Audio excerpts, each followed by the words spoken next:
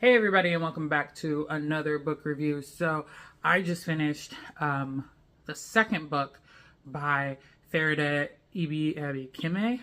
Try to get it right. I listened to the TikTok a whole bunch. But it's not, the books she writes aren't a series. It's just the second book that she wrote, just came out last year. I really liked Ace of Spades, which she did previously. Big seller and all that. So this is the second book that she wrote, and it's called Where Sleeping Girls Lie.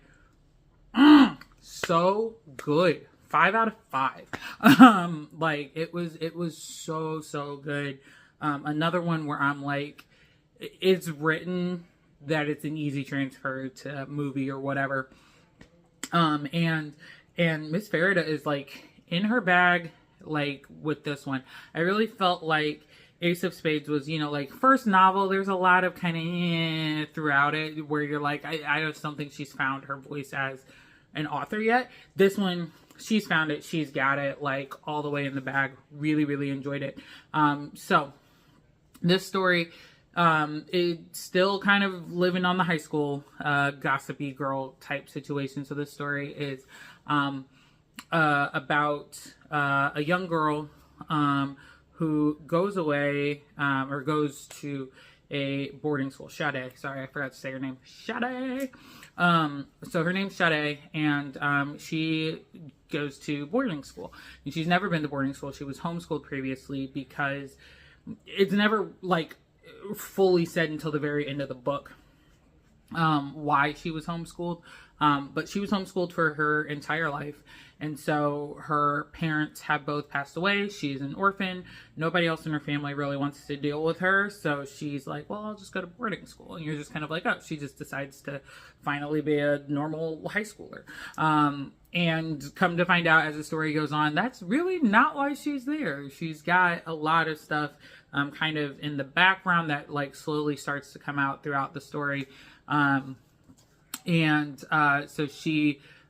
So you come to find out that she is actually a twin, and her twin had committed suicide because her twin had been raped by somebody who was a serial rapist at their school. And it's kind of like a weird thing because like Sade never actually goes to school. Her twin got to go to school for like a couple weeks and then met this boy and then got raped, and so then she was pulled from school, and there you have it.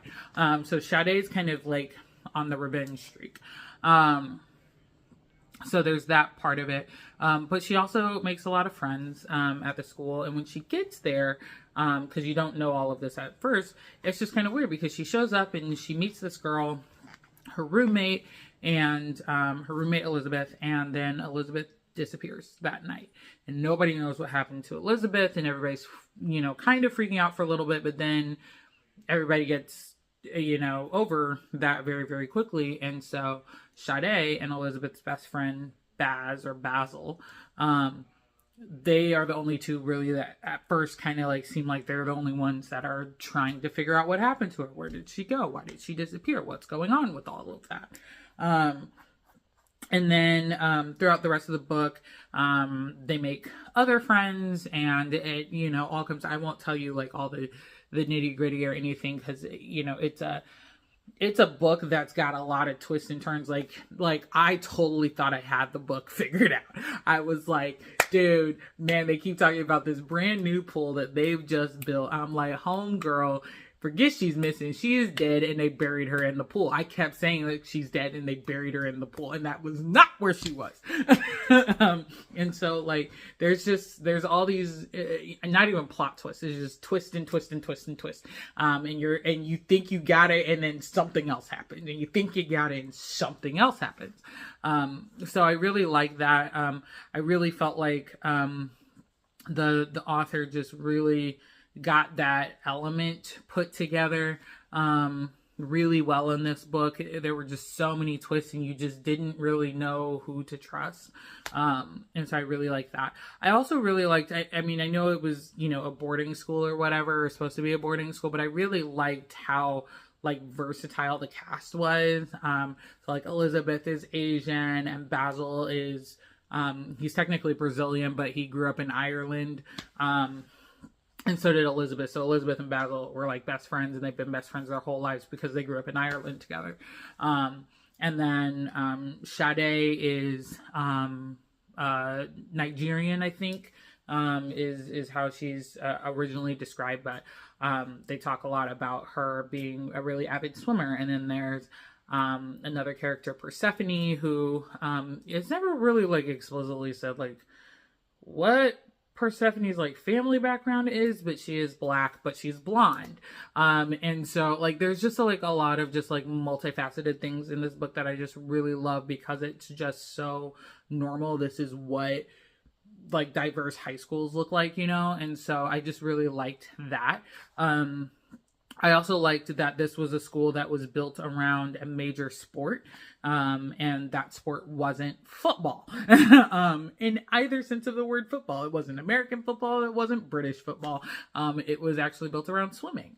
And so everybody, like all the big athletes are swimmers. And then they also have like a really good like girls lacrosse team, I think, which I just thought it was really fun because you always expect it to be, you know, the football guys. It's always the football guys, right? And this was like, no, it's the swimmers in this case, which I just really love that aspect of it. Love that it was very normal in terms of high school stories, but like also kind of unique in that it wasn't just about, you know, football. So yeah, really good book. Really, really liked it. Tons of characters.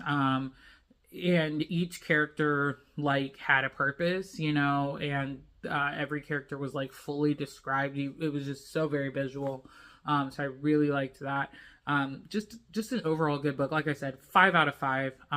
You know, I was kind of, I was like, I don't know about this because it does kind of lean more, like I'm not a huge fan of gossip girly type stuff. Like Ace of Spades, because I just get like over it. And this one, I thought it was going to kind of go in the same vein, and it didn't, which is why I really liked it. Super into it. Absolutely love it. Netflix picked this one up. Like it was good. I think you could just do a whole series on just her books. So yeah, so there you go. Where Sleeping Girls Lie is what the book's called, by Faridah. Àbíké-Íyímídé, I don't know. I'm so sorry. Like, yeah, it's a mouthful, and I've tried multiple times. So I'm very, very sorry for that. But yeah, like 5 out of 5. Like such a good book. I will say on this one, I did audiobook this one for the most part. Wasn't as big of a fan of the person reading the audiobook.